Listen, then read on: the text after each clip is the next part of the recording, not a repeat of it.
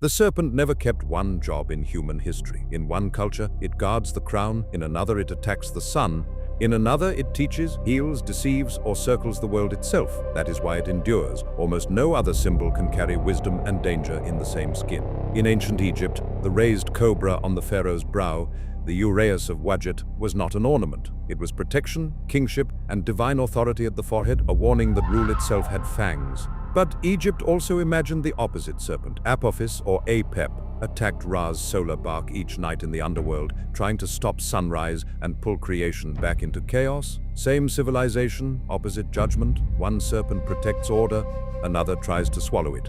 In Mesopotamia, Ningish Zida gave the serpent a different task. Entwined snakes marked a god linked to the underworld, protection, and fertility, which means the serpent stood at the border between death and renewal, not simply evil.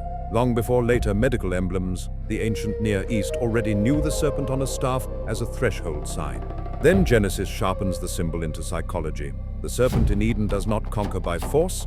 It speaks, questions, reframes, and makes forbidden knowledge sound like liberation. In that story, deception is not violence first, it is persuasion wearing the mask of insight.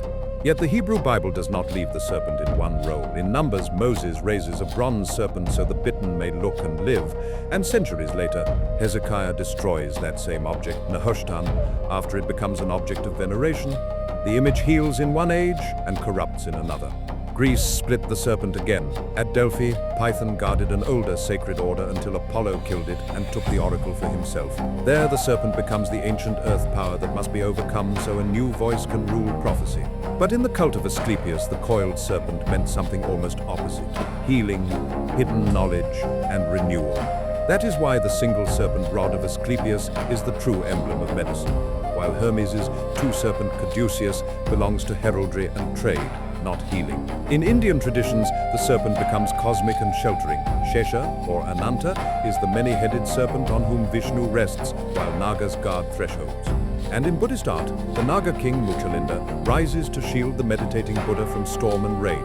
Here, the serpent is not the fall from wisdom, it is the canopy around it.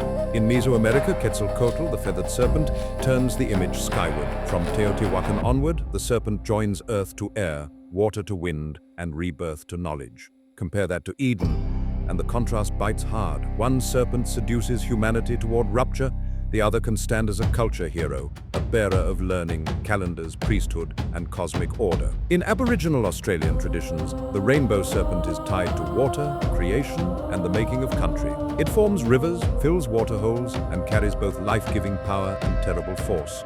Where Apophis threatens the world from primordial depths, the rainbow serpent shapes the world from those same depths. And in Norse myth, Jormungandr coils around the world itself, not as healer or teacher, but as limit. It marks the edge of the human world, and at Ragnarok, Thor kills it, only to die from its poison. Some serpents guard life, some awaken it. This one reminds us that every boundary eventually bites back. Then history performs its favorite reversal. The Ophites, a group of Gnostic sects in the Roman Empire, rate the Eden serpent not as villain, but as liberator, the one who brought the knowledge the Creator withheld. Same serpent, same story, opposite verdict. That may be the deepest truth of all. Cultures do not merely inherit symbols, they put them on trial.